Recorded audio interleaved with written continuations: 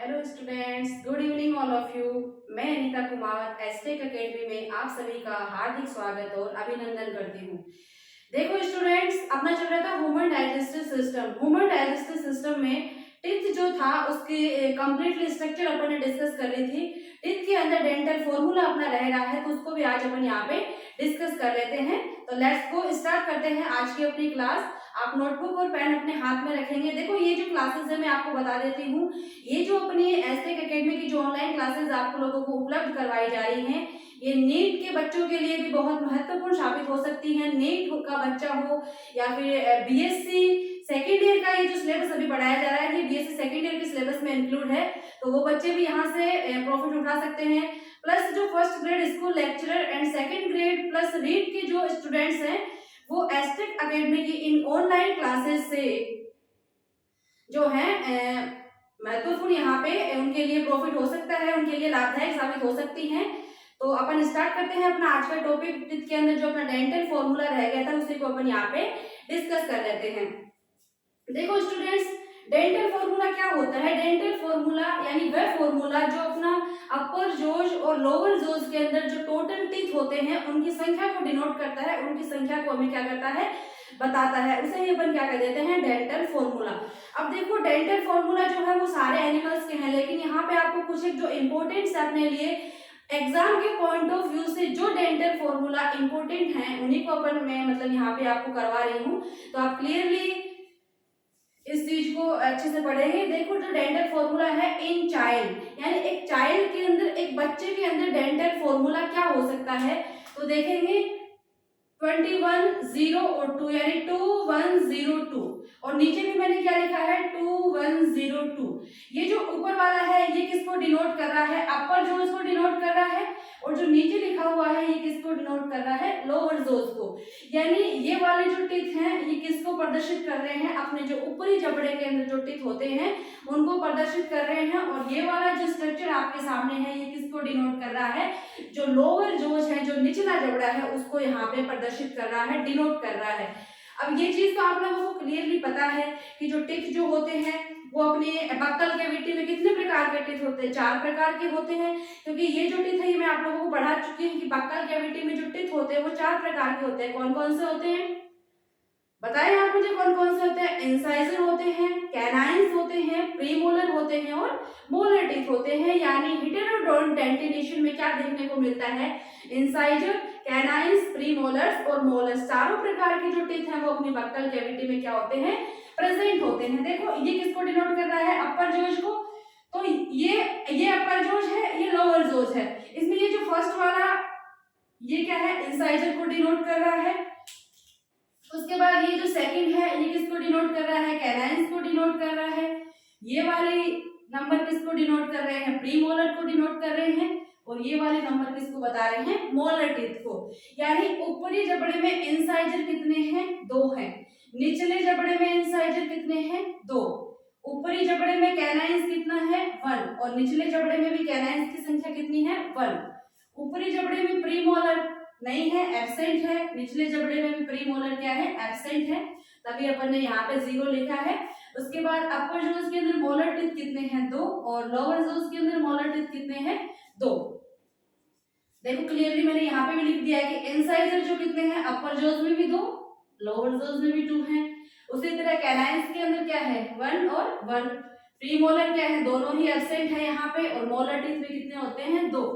तो जो अपर जोज के अंदर जितने भी टीथ हैं आप उनको ऐड कर लेंगे, फिर उसमें 2 से मल्टीप्लाई कर देते हैं। तो यहाँ पे 2 1 और ये 2, तो 2 और 2 4 और ये 5 हो गए, 5 हो गए ना अपर के अंदर। 5 मैंने कहा उसको 2 से मल्टीप्लाई करना है, तो 5 मल्टीप्लाई मैंने 2 कर दिया। नीचे भी 2 और ये 2 4 और एक ये कितने हो गए, 5 हो गए ना टोटल।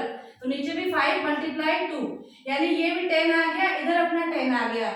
आप लोगों को इसे ऐसे नहीं करना है कि 10 को 10 से डिवाइड करना है, ऐसा नहीं करना है। जो अपर जोज के अंदर जितने टीथ आए हैं और लोअर जोज के अंदर जितने टीथ आए हैं दोनों को आप ऐड कर दीजिए, उतने क्या होते हैं, अपने टोटल टीथ होते हैं। तो इन चाइल्ड के अंदर या बच्चे के अंदर टोटल टीथ कितने होते हैं, 20 होते हैं। ये चीज अपन ने कल डिस्कस कर ली थी कि जो मिल्क टीथ होते हैं उनकी संख्या कितनी होती है, 20 होती है। तो क्लियर ये चीज आपके कि बच्चे का जो डेंटल फॉर्मूला होता है, चाइल्ड का जो डेंटल फॉर्मूला होता है वो क्या होता है, 2102/2102, जिसमें इंसाइजर कितने होते हैं, 2 होते हैं और नीचे भी 2 होते हैं, तो टोटल 4 इंसाइजर हो गए। कैनाइन्स कितने हो जाएंगे, 2 हो जाएंगे। प्री मोलर एब्सेंट होते हैं और मोलर टीथ कितने हो गए, 4 मोलर टीथ हो जाते हैं यहाँ पे। तो क्लियर, चाइल्ड के अंदर टोटल टीथ कितने हो गए, 20। अब देखो नेक्स्ट बात करते हैं अपन इन यंग वुमन, यानी एक जो यंग वुमन है उनके अंदर डेंटल फॉर्मूला क्या हो सकता है। तो देखिए बच्चे के अंदर तो कितना था, 2102, तो यंग वुमन में कितना हो जाएगा, 2122, 2122/2122। ये तो अपर जोश का है और ये किसका है, लोअर जोश का। वैसे ही इसको करेंगे, अपर जोश में इंसाइजर कितने हैं, 2, लोअर जोश में कितने हैं, 2, यानी टोटल इंसाइजर कितने हो गए, 4। वैसे ही कैनाइन्स टोटल कितने हो गए, 2, प्री मोलर कितने हो गए, 4, और मोलर कितने हो गए, 4। तो टोटल टीथ ऊपर वाले में देखो गिनो कितने हैं, 2 2 2 4, ये 2 6 और 7 हो गए। तो 7 तो ऊपर 2 से मल्टीप्लाई कर दीजिए, नीचे भी सेम वही संख्या आएगी, तो 14/14 आ गया। तो 14 और 14 को ऐड कर देंगे, कितने आ जाएंगे, 28। यंग वुमन के अंदर टोटल टीथ कितने होते हैं, 28 टीथ होते हैं, 28 दांत होते हैं। क्लियर, आप समझ रहे हैं मेरी बात को। इन चाइल्ड के अंदर टोटल टीथ कितने हैं, 20 हैं। इन यंग वुमन में टोटल टीथ कितने हैं, 28 है। डेंटल फॉर्मूले से आप बता सकते हो कि इन 28 टीथ के अंदर इंसाइजर कितने हैं, कैनाइन कितने हैं, प्री मोलर कितने हैं और मोलर टीथ कितने होते हैं। दैट्स क्लियर स्टूडेंट्स, यहां तक। देखो अब आगे चलते हैं। ये तो बात हुई अपनी इन यंग वुमन के अंदर। अभी देखिए इन एडल्ट वुमन, यानी एक जो वयस्क मनुष्य होता है उसमें टोटल टीथ कितने होते हैं, उसका डेंटल फॉर्मूला क्या होता है। तो एडल्ट वुमन के अंदर डेंटल फॉर्मूला क्या है, 2123/2123। वही है, इंसाइजर कितने हो जाएंगे, अपर जोज में 2 है, नीचे वाले में 2 हो गए, तो 4 इंसाइजर हो गए, 2 कैनाइन्स हो गए, 4 प्री मोलर हो गए और 6 क्या हो गए, मोलर हो गए। इनको आप जोड़ देंगे तो टोटल टीथ की संख्या अपने कितनी आ जाती है, टोटल टीथ एडल्ट वुमन में कितने होते हैं, 32, क्योंकि 3 4 5 और 6 7 और 8 हो गए ना। 8 को 2 से मल्टीप्लाई करेंगे तो 16 आएगा, नीचे भी वही 16 आएगा, तो 16 को 16 से ऐड कर देंगे तो कितना आ जाता है, 32। यानी एडल्ट वुमन में टोटल टीथ की संख्या कितनी होती है, 32। आप लोगों को ये जो एडल्ट वुमन के अंदर है ये वेरी इंपॉर्टेंट, इसको टिक कर लेंगे, क्योंकि बहुत बार एग्जामिनेशन में पूछ लिया जाता है कि वयस्क मनुष्य का डेंटल फॉर्मूला क्या होता है। In child and in young woman का जो है वो बहुत रेयर केस में पूछा जाता है, लेकिन एडल्ट वुमन का बहुत बार पूछ लिया जाता है कि जो वयस्क मनुष्य है उसका डेंटल फॉर्मूला क्या होता है। तो क्लियरली आप बता देंगे कितना होता है, 2123/2123। दैट्स क्लियर यहाँ तक। अब देखो यहाँ पे वुमन के अलावा एक आपका आता है रैबिट और एक आपका आता है रेट, यानी खरगोश और चूहे का जो डेंटल फॉर्मूला है वो भी आपके एग्जाम की दृष्टि से क्या है, महत्वपूर्ण रोल प्ले करता है। तो इन दोनों के भी आप याद कर लेंगे। रैबिट का जो डेंटल फॉर्मूला होता है वो क्या होता है, 2033/1023। आप इसको कैसे याद रखेंगे भाई, ऊपर 2000 है तो इसका आधा कर दीजिए आप, तो 1000 हो जाएगा, इधर 33 है तो इसमें से 10 कम कर दीजिए यानी 23, यानी 2033/1023 इसका डेंटल फॉर्मूला होता है रैबिट का। अब देखो यहाँ से एक कल आपको बताया गया था कि डायस्टेमा क्या होता है, बताया था ना मैंने डायस्टेमा। तो डायस्टेमा क्या बताया था कि जो खरगोश होता है उसमें क्या होते हैं, कैनाइन्स जो टीथ होते हैं वो क्या होते हैं, एब्सेंट होते हैं। यानी ये क्या है, आपने इनसाइड जो टीथ है जस्ट इनके पास में क्या स्थित होंगे, कैनाइन्स होंगे, और इसके पास ही क्या होते हैं, प्री मोलर होते हैं, और इधर इसके पास क्या आ जाते हैं, मोलर टीथ आ जाते हैं। अब अगर मैं बीच में से कैनाइन्स को एब्सेंट कर देती हूँ तो इंसाइजर और प्री मोलर की ये बीच जो ये कैविटी बन रही है, इसी कैविटी को अपन क्या कहते हैं, डायस्टेमा। तो आप देख रहे हैं खरगोश के अंदर इंसाइजर व प्री मोलर के बीच जो कैनाइन टीथ है वो क्या होते हैं, एब्सेंट होते हैं, और ये वाली जो कैविटी यहाँ पे बनती है इसी कैविटी को अपन क्या कर देते हैं, डायस्टेमा। आप इसको यहाँ से अच्छे से समझ सकते हैं, ये इंसाइजर टीथ है, कैनाइन्स मैंने यहाँ से हटा दिया है, ये प्री मोलर है, तो इनके मध्य जो कैविटी बन रही है इसी को क्या कर देते हैं, डायस्टेमा। और डायस्टेमा किसमें पाया जाता है, खरगोश के अंदर। क्लियर। अब चलते हैं, देखो चूहे का जो डेंटल फॉर्मूला होता है वो क्या होता है, 1003/1003। बड़ा ही सिंपल है, चूहे का जो डेंटल फॉर्मूला होता है 1003/1003। यानी खरगोश के अंदर क्या होता है, इंसाइजर कितने होते हैं, 2 हो जाएंगे ना, अपर जोज में और लोअर जोज में। कैनाइन्स भी एब्सेंट होते हैं, प्री मोलर भी इसमें नहीं होते हैं, और मोलर टीथ की संख्या कितनी होती है, 6 होती है। तो आप मुझे निकाल के बताइए कि रैट के अंदर टोटल टीथ कितने होते हैं। देखिए 3 और 1 4, तो 4 को 2 से मल्टीप्लाई करना है ना, नीचे भी यही आएगा। तो कितना हो गया टोटल टीथ कितने हो गए चूहे के अंदर 16 टीथ होते हैं, 16 टीथ होते हैं। तो आई होप जो डेंटल फॉर्मूला आपको यहाँ पे बताए गए हैं वो आपको अच्छे से समझ में आ गए होंगे।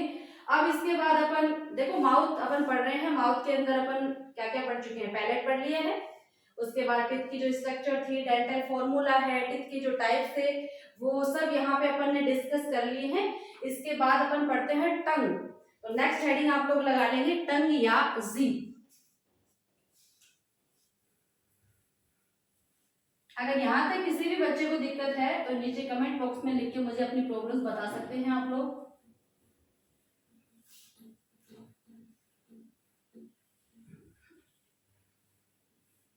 नेक्स्ट हेडिंग लगाएंगे टंग।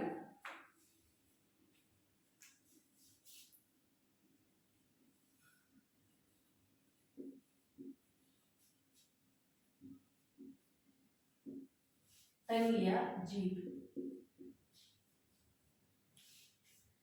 देखो जीभ जो होती है, टंग जो होती है वो क्या होती है, एक मोटी मांसल और पेशीय संरचना होती है। जीभ जो होती है वो क्या होती है, एक मोटी मांसल और पेशीय संरचना होती है। यानी क्या लिख सकती हूं मैं, tongue is a thin, sorry thick लिखेंगे, tongue is a thick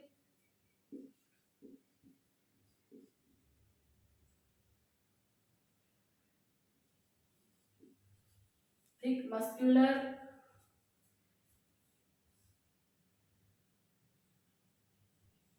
tongue is a thick muscular structure।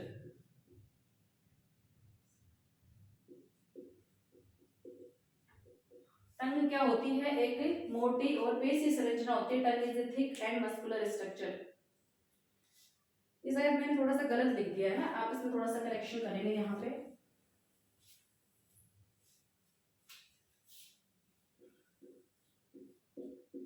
इसको थोड़ा सा ऐसे लिख लेंगे आप, थोड़ा सही रहेगा। It is a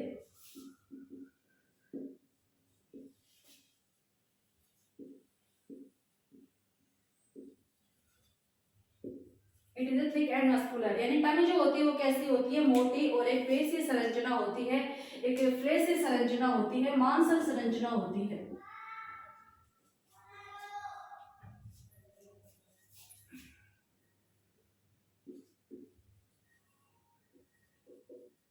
that's clear students. मैंने क्या बताया, जो टंग होती है वो क्या होती है, एक मोटी मांसल और पेशीय संरचना होती है, यानी it is a thick muscular and fleshy structure.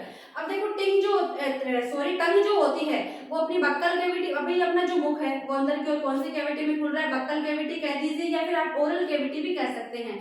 अब जो टंग जो होती है वो अपनी बक्कल कैविटी का क्या बनाती है, फर्श बनाती है। तो टंग में क्या लिख सकती हूँ यहाँ पे, टंग जो होती है वो अपनी बक्कल कैविटी का फर्श बनाती है।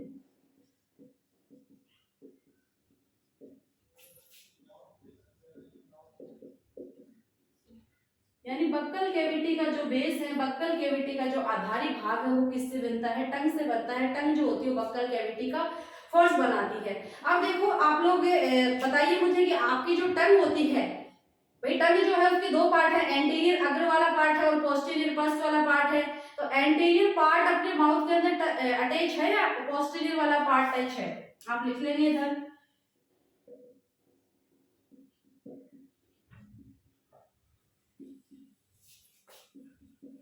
anterior part of teeth and posterior part of teeth।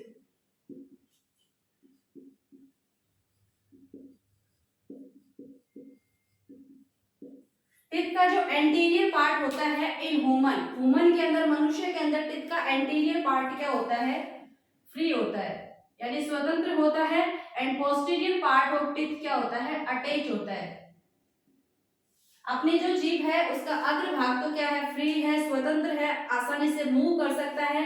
लेकिन जो पोस्टीरियर पार्ट होता है वो क्या होता है, अटैच होता है, जुड़ा रहता है अपनी ओरल कैविटी से। अब देखो इंपॉर्टेंट टर्म कि टिथ जो टंग जो होती है वो अपनी ओरल कैविटी में किसकी सहायता से अटैच रहता है, तो इसको आप लोग वेरी इंपॉर्टेंट टिक करेंगे। यहाँ पे क्या होता है, एक लीगामेंट होता है, क्या होता है, एक लीगामेंट होता है, और इस लीगामेंट का नाम होता है फ्रेनुलम लिंगुअम, फ्रेनुलम लिंगुअम। और ये क्या है, एक लीगामेंट है। देखो अपनी जो टंग होती है वो पोस्टीरियर भाग पे फ्रेनुलम लिंगुअम लिगामेंट की सहायता से क्या होती है, ओरल कैविटी में जुड़ी रहती है। तो मैंने अभी तक आपको क्या बताया कि टंग जो होती है वो एक मोटी मस्कुलर और पेशीय संरचना होती है, मोटी मांसल और पेशीय संरचना होती है। टंग क्या होती है, बक्कल कैविटी का फर्श बनाती है। टंग का जो एंटीरियर पार्ट होता है वो क्या होता है, फ्री होता है, स्वतंत्र होता है, इजीली वहां पे क्या कर सकता है, मूव कर सकता है। And posterior part of teeth क्या होता है, अटैच होता है। किसकी सहायता से अटैच होता है, टीथ का जो पोस्टीरियर पार्ट है, टीथ का जो सॉरी टीथ नहीं, टंग का जो पोस्टीरियर पार्ट है वो किसकी सहायता से अटैच होता है, एक लिगामेंट होता है। और लिगामेंट का नाम क्या होता है, फ्रेनुलम लिंगुअम लिगामेंट होता है, जिसकी सहायता से अपनी टंग जो होती है वो पोस्टीरियर वाले पार्ट में क्या होती है, अटैच होती है, जुड़ी होती है। That's clear. यहाँ तक सब बच्चों को समझ में आ गया ना यहाँ तक? चलो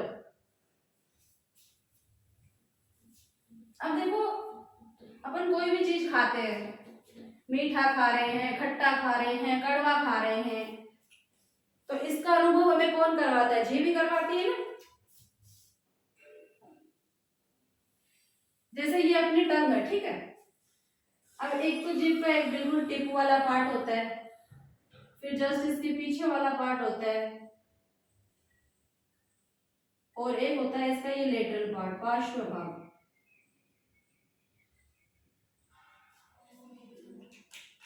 इसको आप ऐसे समझ सकते हैं, ये तो टंग का क्या है, एंटीरियर पार्ट, ये इसका मिड वाला पार्ट है, ये इसका लास्ट वाला पार्ट होता है, और ये इसका क्या है, लेटरल पार्ट है। तो टंग का जो एंटीरियर पार्ट होता है, टंग का जो अग्र भाग होता है, वो हमें कैसे टेस्ट का अनुभव करवाता है, कैसे टेस्ट का अनुभव करवाता है, मीठा।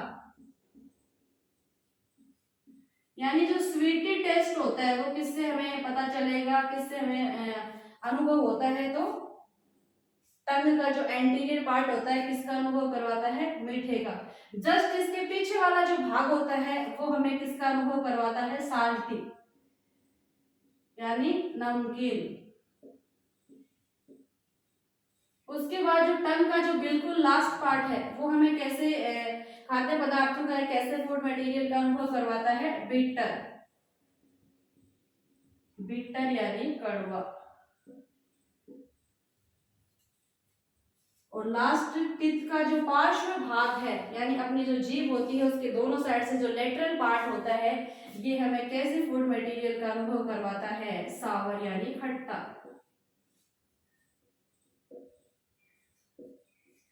तो क्लियर यहाँ तक? मैंने क्या बताया कि अपनी जो टंग होती है वो 4 पार्ट्स में डिवाइड होती है। टंग का जो एंटीरियर पार्ट होता है किसका अनुभव करवाता है, मीठे पदार्थों का।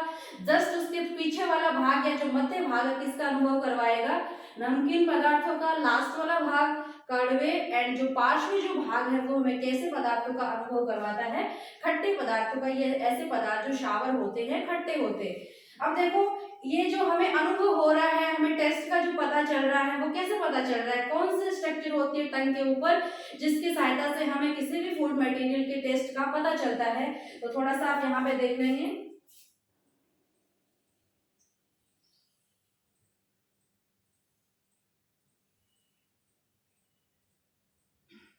अब देखो अपनी जो टंग होती है, अपनी जो टंग होती है उसमें 4 प्रकार की, मैं इसको पहले इरेज कर देती हूँ। ये समझ में आ गया ना आपको? आप साथ में लिखते हुए चलेंगे इसको।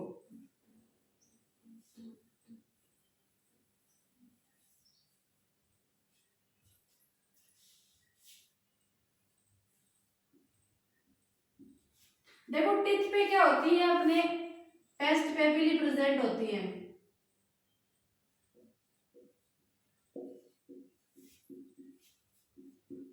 टिथ पे टेस्ट के अनुभव के लिए क्या पाई जाती हैं, 4 टाइप्स पेपिली या टेस्ट बड।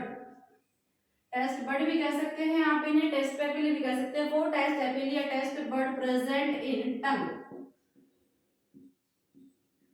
अभी 4 टेस्ट पेपिली कौन कौन सी होती हैं?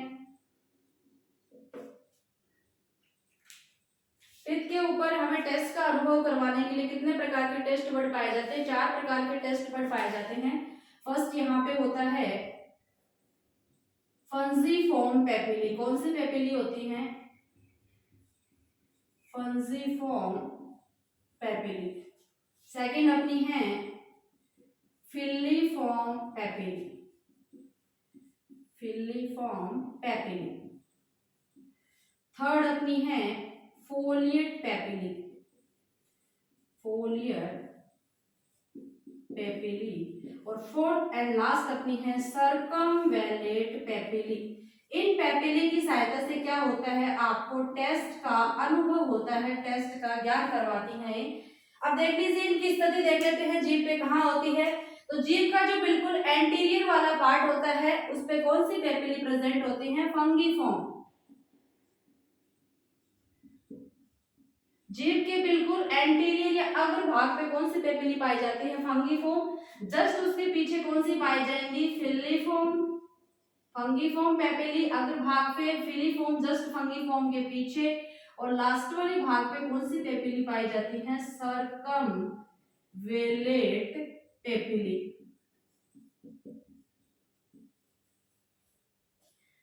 और कौन सी बच गई अपनी? Folate papillae. तो जीभ का जो पार्श्व भाग होता है उस पे कौन सी पेपिली पाई जाती है? Folate papillae. अब देखो इनके अंदर कुछ कैरेक्टर हैं। जैसे फंगीफॉर्म जो पेपिली होती है ना, ये जीभ के कलर के लिए रेस्पॉन्सिबल होती है। यानी टंग का जो कलर होता है, टंग का जो कलर होता है, जीभ का जो कलर होता है वो कौन सी पेपिली पे डिपेंड करता है? फंगीफॉर्म पेपिली पे। फंगीफॉर्म पेपिली जो है ये हमें टेस्ट में क्या होता है? इसका कम ही रोल होता है, ज्यादा इसकी कोई इंपॉर्टेंस नहीं होती है। तो इसका मेनली फंक्शन क्या हो गया? जीभ को लाल रंग प्रदान करना।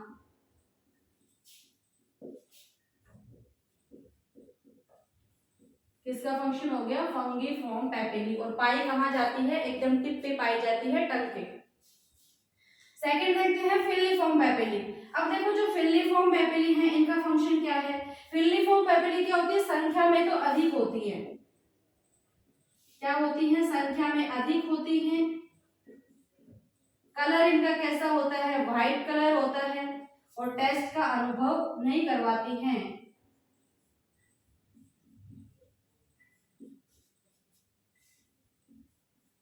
No test recognise. उसके बाद फोलिएट पेपिली। फोलिएट पेपिली के अंदर अपन पढ़ेंगे जो फोलिएट पेपिली जो होती हैं इनका फंक्शन क्या हो जाएगा? फोलिएट पेपिली जो होती हैं ये पार्श्व में पाई जाती हैं। ह्यूमन में क्या होती हैं? एब्सेंट होती हैं। तो एब्सेंट इन ह्यूमन। इनकी जो स्ट्रक्चर होती है वो लीफ लाइक स्ट्रक्चर होती है। Leaf like structure. और लास्ट आपकी है सर्कमवेलेट पेपिली। सर्कमवेलेट पेपिली का क्या कैरेक्टर है? यहाँ पे संख्या में क्या होती हैं? कम होती हैं। संख्या में कम होती हैं। और क्या करवाती हैं? टेस्ट रिकॉग्नाइज यानी टेस्ट का अनुभव करवाती हैं, टेस्ट की पहचान करवाती हैं। संख्या में कम होती हैं, साइज में बड़ी होती हैं। Large in size. That's clear students. मैंने क्या बताया कि जो टंग होती है उस पे कितने प्रकार की पेपिली पाई जाती हैं? 4 प्रकार की पेपिली पाई जाती हैं। कौन कौन सी पेपिली पाई जाती हैं? आपके सामने लिखी हुई है कौन कौन सी पेपिली होती हैं। 4 प्रकार की पेपिली होती है। फर्स्ट है फंगीफॉर्म पेपिली, सेकंड होती है फिलिफॉर्म पेपिली, थर्ड अपनी है कौन सी है? फोलिएट पेपिली, और नंबर 4 एंड लास्ट कौन सी है? सर्कमवेलेट पेपिली। चारों की पोजीशन आपको बता दी गई है। फंगीफॉर्म कहाँ होती है? बिल्कुल यहाँ पे जीभ के एकदम से टिप पे होती है। फिलिफॉर्म पेपिली जस्ट फंगीफॉर्म के पीछे होती है। सर्कमवेलेट जीभ का जो बिल्कुल लास्ट भाग होता है वहां पे कौन सी पेपिली पाई जाती है? सर्कमवेलेट पेपिली। और फोलिएट पेपिली कहाँ होती है? पार्श्व में स्थित होती है, present in lateral side of tongue. सबका फंक्शन आपको बता दिया गया है। फंगिफॉर्म पेपिली का फंक्शन क्या होता है, जीभ को लाल रंग प्रदान करना, यानी जीभ का जो रेड कलर होता है उसके लिए कौन सी पेपिली रिस्पॉन्सिबल होती है, फंगिफॉर्म पेपिली। सेकंड है फिलीफॉर्म पेपिली, क्या होती है, संख्या में अधिक होती हैं, कलर कैसा होता है, व्हाइट होता है, लेकिन टेस्ट का अनुभव नहीं करवाती हैं। और फोलिएट पेपिली में क्या बताया गया है आपको, फोलिएट पेपिली क्या होती हैं, अपने में या मनुष्य में नहीं पाई जाती हैं, एब्सेंट इन ह्यूमन। उसके बाद कौन सी है, फोर्थ नंबर कौन सी है अपनी, सर्कमवेलेंट पेपिली। क्या बताया गया सर्कमवेलेंट पेपिली के बारे में आपको, संख्या में क्या होती हैं, कम होती हैं, टेस्ट रिकॉग्नाइज यानी टेस्ट का अनुभव करवाती हैं, उसकी पहचान करवाती हैं, और साइज में कैसी होती हैं, बड़ी होती हैं। तो आई होप यहाँ तक आप समझ गए होंगे। अब मैं इसको इरेज कर देती हूँ। अब अपन यहाँ पे टंग के फंक्शन पढ़ लेते हैं। तो हेडिंग लगाएंगे फंक्शन ऑफ टंग। समझ में आ गया ना यहाँ तक सबको?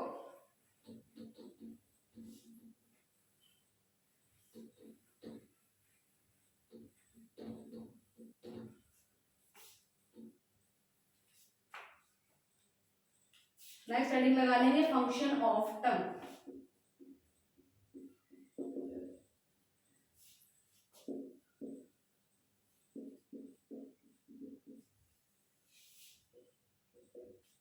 देखो जीभ के क्या क्या कार्य हैं, बहुत अच्छे से बता सकते हैं आप लोग कि जीभ की क्या कार्य हैं, जीभ का फंक्शन क्या होता है, क्या रोल होता है जीभ का अपने में, बताओ। देखो फर्स्टली जीभ का फंक्शन क्या होता है, एक तो जीभ क्या होती है, बोलने में सहायक होती है ना,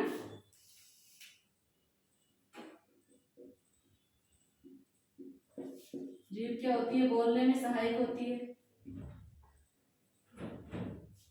उसके बाद सेकंड फंक्शन कौन सा हो जाएगा, और क्या फंक्शन है टीथ का,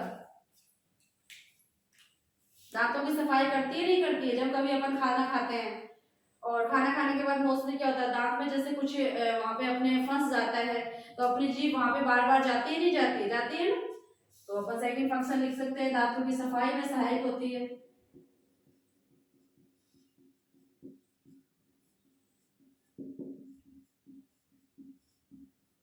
बोलने में हो गया, दांतों की सफाई में हो गया, और क्या फंक्शन होता है जीभ का, अभी अभी अपन ने पढ़ा है, स्वाद का अनुभव करवाती है। और क्यों करवाती है, क्योंकि जीभ पे क्या पाई जाती है, टेस्ट बड पाए जाते हैं।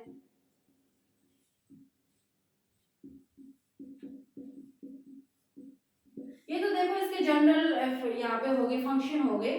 एग्जाम के पॉइंट ऑफ व्यू की दृष्टि से, पॉइंट ऑफ व्यू से अगर देखा जाए तो वेरी इंपॉर्टेंट इसका फंक्शन यहाँ पे बनता है कि जीभ जो होती है वो क्या होती है, थर्मो रेगुलेटरी होती है, ताप नियमन में सहायक होती है। क्या लिख सकते हैं, शरीर के ताप नियमन में सहायक होती है।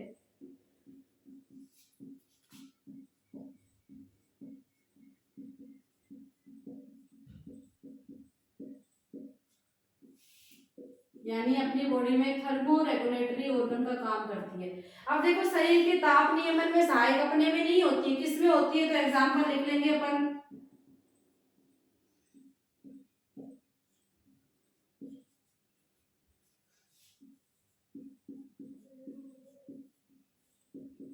कुत्ता व मगरमच्छ।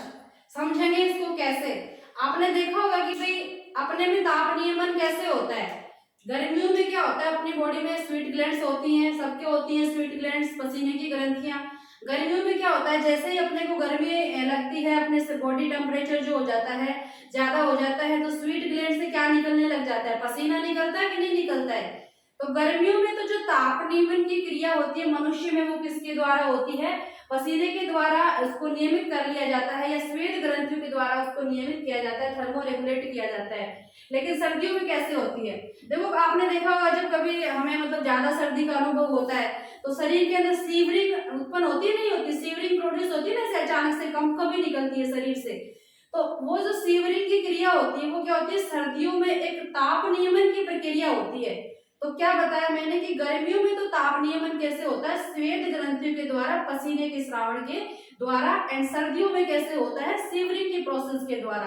तो देखो कुत्ता आपने देखा होगा, गर्मियों में जो कुत्ता होता है वो अपनी जो जीभ होती है उसको बाहर निकाल के रखता है। क्यों निकाल के रखता है बाहर, क्योंकि कुत्ते के अंदर क्या होती है, स्वीट ग्लैंड्स एब्सेंट होती हैं, अनुपस्थित होती हैं। कुत्ते में स्वीट ग्लैंड नहीं होती हैं, इसलिए उसमें ताप नियमन कौन करेगा? भाई ताप नियमन करेगा कौन? स्वीट ग्लैंड से नहीं है तो गर्मियों में ताप नियमन की प्रक्रिया कैसे होगी? तो इसके अंदर जो स्वीट ग्लैंड्स होती है ना, वो इसकी बॉडी के ऊपर, स्किन के ऊपर तो एब्सेंट होती हैं, लेकिन इसकी जो जीभ होती है उस जीभ के ऊपर क्या होती है, कुछ स्वीट ग्लैंड्स प्रेजेंट होती हैं, इसीलिए ये अपनी जीभ को गर्मियों में बाहर निकाल के रखता है, मोस्टली उसको बाहर ही रखता है। और आपने देखा होगा उससे लार टपकती रहती है, उससे पसीना निकलता रहता है, इसीलिए कुत्ता क्या करता है, गर्मियों में ताप नियमन की प्रक्रिया के लिए अपनी जीभ को बाहर निकाल के रखता है। तो ये जो ताप नियमन की जो प्रोसेस होती है, जिसमें जीभ हेल्प करती है, कौन कौन से एनिमल में होती है? कुत्ते और मगरमच्छ में, यानी डॉग एंड क्रोकोडाइल के अंदर। तो देखो स्टूडेंट्स, माउथ के अंदर अपना पैलेट भी हो चुका है, टिथ भी हो चुका है और टंग भी यहाँ पे कंप्लीट हो चुकी है। माउथ के आगे अपना एलिमेंट्री कैनाल का नेक्स्ट पार्ट आता है फेरिंग्स, और फेरिंग्स को अपन पढ़ेंगे कल की क्लास में। आज की जो क्लास है इसको मैं यही समाप्त कर रही हूँ। देखो स्टूडेंट्स, ह्यूमन डाइजेस्टिव सिस्टम में आपकी ये छठी क्लास है। यहाँ तक किसी भी बच्चे को अगर प्रॉब्लम है तो वो मैसेज के द्वारा या कमेंट में मुझसे अपने जो क्वेश्चंस हैं, जो प्रॉब्लम्स हैं, वो शेयर कर सकता है। एस्टेक एकेडमी की ये जो ऑनलाइन क्लासेज आपको पसंद आ रही हैं, ये जो ऑनलाइन प्लेटफॉर्म आप लोगों के लिए उपलब्ध करवाया जा रहा है, तो आप इसे लाइक कीजिए, शेयर कीजिए और सब्सक्राइब कीजिए और ज्यादा से ज्यादा अपने दोस्तों के साथ इसे शेयर कीजिए। Thank you.